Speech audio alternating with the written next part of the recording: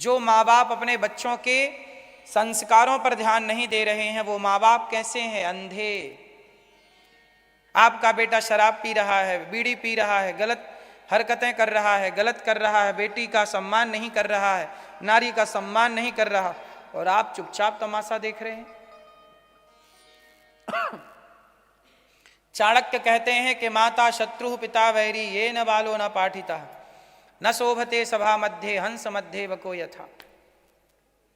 वह माता पिता दुश्मन हैं जो अपने बच्चे को संस्कार नहीं देते। अच्छा मुझे एक बात बताइए कि आपका बेटा, माना कि किसी का बेटा बिगड़ गया, किसी का बेटा माना कि बिगड़ गया, गलत रास्ते पे चला गया, या किसी की बेटी बिगड़ गई, गलत चली गई, तो बताइए जिम्मेदार कौन है? वो बेटी तो जिम्मेदार है जो गलत हो गई, वो बेटा तो जिम्मेदार है जो गलत हो गया, पर मुझे बताइए क्या माँ बाप की जिम्मेदारी नहीं थी? उत्तर दो। इसलिए केवल बच्चा पैदा कर लेना जिम्मेदारी नहीं है कि पैदा कर दिए, पैदा करके तो सुअर भी छोड़ देते हैं, जाओ बेटा जहां मन करे रहो, ये सुअरों का कल्चर है, छोड़ दिया जहां जाना है जाओ। पर हम सनातनी हैं, यहां जननी जने तो भक्त जने, या दाता या सूर, या से तो बंध्या भली काहे गवावे नूर। आपका बेटा लायक बने तो बने, आपका बेटा लायक है तो ही बेटा है, वरना काहे का बेटा है वो। आपकी बेटी लायक है तो ही बेटी है, वरना काय की बेटी है। इसलिए बेटा कैसा हो, लायक हो, ऐसा बेटा पैदा करो मेरी माँ जिस बेटे से राष्ट्र का भला हो, समाज का भला हो, आपका भला हो। आजकल ऐसे बेटे होते हैं कि बुढ़ापे में माँ बाप को गिलास भर पानी नहीं देते। जरा सोचिए, जिस बेटे से आपको पानी नहीं मिला, आपको बुढ़ापे में रोटी नहीं मिली, जिस बेटे से आपका भला ना हुआ, उस बेटे से इस राष्ट्र का, समाज का क्या भला होगा। इसलिए संतान ऐसी हो जिससे समाज का भला हो। यदि भला नहीं होता तो ऐसी संतान का करोगे क्या? फिर तो शास्त्र कहते हैं कि बांझ रहना सही है, फिर तो बांझ रहना सही है। इसलिए कहता हूं अपने बच्चों को बिगड़ने मत दो, संस्कारवान बनाओ। क्या सही है बच्चों को नहीं पता होता। जवानी क्या होती है? जवानी होती है अंधी। जवानी क्या होती है? ये बात सही है कि गलत है भैया? बात सही है? अंधी है कि नहीं? मैया क्या बोलती तू? जवानी अंधी है कि नहीं? हाँ कि ना? हाँ, जवानी अंधी होती है और बुढ़ापा, बुढ़ापा लंगड़ा होता है। बुढ़ापा कैसा होता है? देखो ना, बूढ़ा आदमी लाठी लेके चलता है, छड़ी लेके, लंगड़ा है। और जवानी, जवान लड़के ही ना बिगड़ते हैं। जिसकी जवानी सही दिशा में हो उसका बुढ़ापा और उसका जीवन, उसका समाज सही होगा। जिसकी जवानी बिगड़ी सब बिगड़ गया। इसलिए साहब जवानी को संभालो। इसलिए कहते हैं कि एक गांव में लगी आग, सारे लोग गए भाग, पर दो लोग जलने के लिए मजबूर थे, एक अंधा एक लंगड़ा।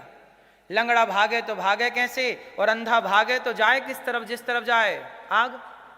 एक गांव में आग लगी तो अंधा जलने को मजबूर था और लंगड़ा भी जलने को, लेकिन दोनों बच सकते थे। बताओ कैसे? दोनों एक दूसरे की हेल्प करें। वो क्या करें हेल्प? अंधे ने लंगड़े को बिठा लिया कंधे पे। अंधे ने, क्योंकि अंधे की आंखें तो नहीं थी पर पांव तो थे, और बुढ़ापे के पांव नहीं थे पर आंखें तो थीं। तो जवानी अंधी, बुढ़ापा लंगड़ा। तो जवान व्यक्ति यदि बूढ़े के ज्ञान से चलेगा, क्योंकि बूढ़े की आंखें दूर तक देखने वाली होती हैं और जवानों की आंखें बिल्कुल पास का देखती हैं। जवानी वर्तमान को देखता है, बुढ़ापा भविष्य को देखता है। इसलिए बूढ़े की आंख हो, बूढ़े की दृष्टि हो और चाल जवानी की हो तो समाज में लगी बुराइयों की आग से बचा जा सकता है, वरना ये आग तुम्हें जला डालेगी, तुम्हारी संतान को, तुम्हारी संस्कृति को, तुम्हारी सभ्यता को जला डालेगी। आज ये लंदन का कल्चर उड़ता उड़ता हमारे भारत भी पहुंच गया। कौन सा वाला? लिविन का। आप लोग तो यहां रहते हैं, पर आप लोग बताइए, लिविन में रहना सही मानते हैं आप लोग कि गलत? बोलो, सही है गलत है? गलत है। पर देखो, ये हमारे भारतीय कल्चर नहीं है। हमारे भारत के शास्त्र क्या कह रहे हैं बताइए? हमारे यहां क्या विवाह के पहले भी, चाहे स्त्री हो या पुरुष, क्या स्त्री को स्पर्श करना या पर पुरुष को स्पर्श करना धर्म है सनातन के हिसाब से? देखो तो उत्तर दीजिए। नहीं है ना? तो अरे सोचो, छोड़ो, जिसके साथ आपका विवाह होने वाला है ना, उसको भी विवाह के पहले स्पर्श करना हमारे सनातन में सही मानते हैं। फिर तो धर्म लिविन को कैसे सही मान लेंगे? वही हम कहते हैं कि धर्म का ज्ञान होना जरूरी है। हमने वही कहा कि लिविन में रहना गलत है। भारत की कुछ मीडिया ने खूब विरोध किया हमारा, फिर भी कुछ लोग चुप रहे। क्यों? वही हाल हुआ कि द्रौपदी की साड़ी उतरती रही और लोग चुपचाप तमाशा देखते रहे। बोले हमारी थोड़ी उतर रही है, हमारे घर में आग थोड़ी लगी है। लेकिन जब एक बिगड़ेगा तो दूसरा भी बिगड़ेगा। जब हमारे भारत में सिकंदर आया तो चाणक्य ने धनानंद को समझाया, भाई क्यों शराब पी रहा है? धनानंद उठ जा, आ गया है सिकंदर, लड़। धनानंद ने बोला कि मेरा थोड़ी बिगाड़ रहा, मेरे पड़ोसी राजाओं को मार रहा है। आज पड़ोसी राजा मर रहे हैं तो कल तू भी तो मरेगा। बोलो हाँ। इसलिए हम लोग चुप इसलिए बैठ जाते हैं क्योंकि बोले हमारा क्या बिगड़ रहा है। नहीं, सनातन का कोई भी बेटा, कोई भी बेटी गलत रास्ते पर ना चले, ये सबकी जिम्मेदारी है, हम सब सनातनियों की, हम सब माता पिता की जिम्मेदारी है। क्यों भटकने दो, क्यों बर्बाद होने दो? बच्चे अंधे हैं, अर्थात जवानी अंधी है, उन्हें आप अपनी रोशनी दो ना, आप अपना विवेक दो ना, अपनी बुद्धि से समझाओ, अपना दृष्टिकोण दो कि बेटा तुम नहीं जानते क्या सही है क्या गलत है, हम जानते हैं। अर्जुन नहीं जान रहे थे क्या सही है। अर्जुन बोले मैं युद्ध नहीं करूंगा, ये रहा गांडीव, ये रहा रथ, मैं चला, मैं पितामह पे बाण नहीं चलाऊंगा, मैं अपने पिताओं पर, अपने बुजुर्गों पे हाथ नहीं उठाऊंगा, मैं नहीं करता। तब भगवान कृष्ण ने अर्जुन को ना समझाया होता तो क्या अर्जुन युद्ध करने योग्य थे? बोलो। जब गीता भगवान ने समझाई अपने, अर्जुन कौन थे उस समय? यंग थे ना, जवान थे ना। गीता किसके लिए है? जवानों के लिए। इसलिए कहता हूं कि हर वो भटका हुआ नौजवान अर्जुन है और उस अर्जुन को कोई ना कोई गीता सुनाने वाला कृष्ण चाहिए, गुरु के रूप में, भाई के रूप में, माता के रूप में, पिता के रूप में। यदि कोई गीता सुनाने वाला नहीं है तो याद रखिएगा ये पीढ़ी भटक जाएगी। अर्जुन भटक रहे हैं, अर्जुन को गीता ना सुनाई गई होती तो भटक ही गए थे। बोलो हाँ कि ना? इसलिए तब की पीढ़ी को तो गीता सुना दी कृष्ण ने। क्या आज की भटकी हुई पीढ़ी को कोई गीता सुनाने वाला है? क्या माँ बाप को गीता का ज्ञान है? क्या माँ बाप खुद मोटिवेट करते हैं बच्चों को? करते हैं तो मैं उन माँ बाप को प्रणाम करता हूं। नहीं करते तो माँ बाप क्या है? माता शत्रु पिता वैरी ये न बालो न पाठिता। वह माँ बाप ही दुश्मन है सबसे बड़े, जो अपने बच्चों को संस्कार नहीं दे रहे हैं। इसलिए कहता हूं कि हम भारत की संस्कृति का ही अनुसरण करें, हम अंग्रेजों की संस्कृति का अनुसरण ना करें, क्योंकि ये हमारे लिए ठीक, बोलो मेरी मां, सही है। अच्छा, आप लोग यहां रहते हो लंदन में, ये बताओ कि यहां पे मैया अपने भारतीय लोग सही रास्ते पर तो है ना? भटक तो नहीं गए? शराब आप तो नहीं पीने लग गए यहां के? मांस तो नहीं खाने लग गए यहां के? पराई स्त्री के चक्कर में, पराई पुरुष के चक्कर में तो नहीं पड़ने लग गए? बोलो मेरी मां, बच के रहना। कीचड़ में जैसे कमल रहता है ना, ऐसे आप लोगों को रहना चाहिए। कमल पानी में रहता है पर पानी की एक बूंद अपने ऊपर ठहरने नहीं देता। ऐसे आप बुराई के बीच में भले रहो पर अच्छाई को छोड़ो मत, बुराई आपका स्पर्श भी ना कर पाए। रहा जा सकता है, बुराई के बीच में भी रहा जा सकता है।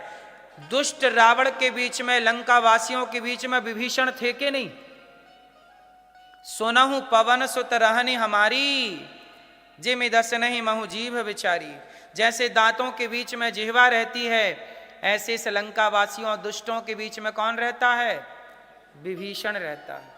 कहीं भी रहो दुनिया के किसी भी कोने में, पर भारतीय संस्कृति का झंडा लहराते रहो। भारतीय संस्कृति, हमारी संस्कृति ही हमारी पहचान है, हमारे संस्कार ही हमारी पहचान है। इसलिए दास अनिरुद्ध ने एक छोटा सा प्रयास किया है। ये दास अनिरुद्ध वृंदावन में हम एक स्कूल, विद्यालय बनाने जा रहे हैं, कक्षा 1 से लेकर 12वीं तक, जहां सीबीएसई बोर्ड तो होगा, बच्चे वहां इंग्लिश तो पढ़ेंगे, इंग्लिश मीडियम तो होगा, सीबीएसई बोर्ड ही होगा। तो वहां पर केवल शिक्षा नहीं, संस्कार भी देंगे। जहां बच्चों को हम कक्षा 1 से लेकर 12वीं तक सीबीएसई बोर्ड की शिक्षा तो देंगे, केवल शिक्षा नहीं, थोड़ा गीता, थोड़ा वेद, थोड़ा पुराणों के संस्कार भी देंगे। और वहां बच्चों को निःशुल्क पढ़ाएंगे। 5 से 7 हजार बच्चों को निःशुल्क पढ़ाने का मेरा मन है। और मैं चाहूंगा कि जब आपके बच्चों की यहाँ छुट्टियां पड़ जाएं तो 1 महीने के लिए आप मेरे पास वहां भेज देना अपने बच्चों को। 1 महीने में ही वैदिक सनातन संस्कारों को भर के आपके बच्चों के भीतर में आपके बच्चों को वापस भेज दिया करूंगा। 1 महीने 2 महीने का एक सिलेबस तैयार करेंगे, जहां बच्चों को पूरा संस्कृति का, सनातन का ज्ञान बोध होगा। तो ये स्कूल एक बनाने का मेरा प्रयास है। आप सब सहयोग करेंगे तो वो विद्यालय बनेगा। कक्षा 1 से लेकर 12वीं तक गौरी गोपाल विद्यालय, सीबीएसई बोर्ड होगा। वो भारत के बच्चों के लिए तो साल भर शिक्षा देगा, पर जैसे अभी मैं ऑस्ट्रेलिया गया, अमेरिका गया, तो वहाँ के लोगों ने भी मेरे से कहा कि हमारे बच्चों को कहाँ पढ़ाएं हम, कहाँ गुरुकुल बच्चे नहीं। तो हमने कहा चिंता ना करिए, आप सबके बच्चों के लिए 1-1 महीने के लिए आप हमारे पास भेज देना, और हर साल 2-3 साल रेगुलर आप भेज देंगे, या 1 साल का गैप करके भी आप भेजते रहेंगे। तो हम 1 महीने में ही आपके बच्चों को बहुत कुछ समझा देंगे। इन 7 दिन में हमने आपको 3 घंटे दिए, इन 7 दिन में आप बहुत कुछ सीख पाएंगे। तो 1 महीना आपके बच्चे हमें देंगे तो पक्का सनातनी बना के भेजेंगे उसे,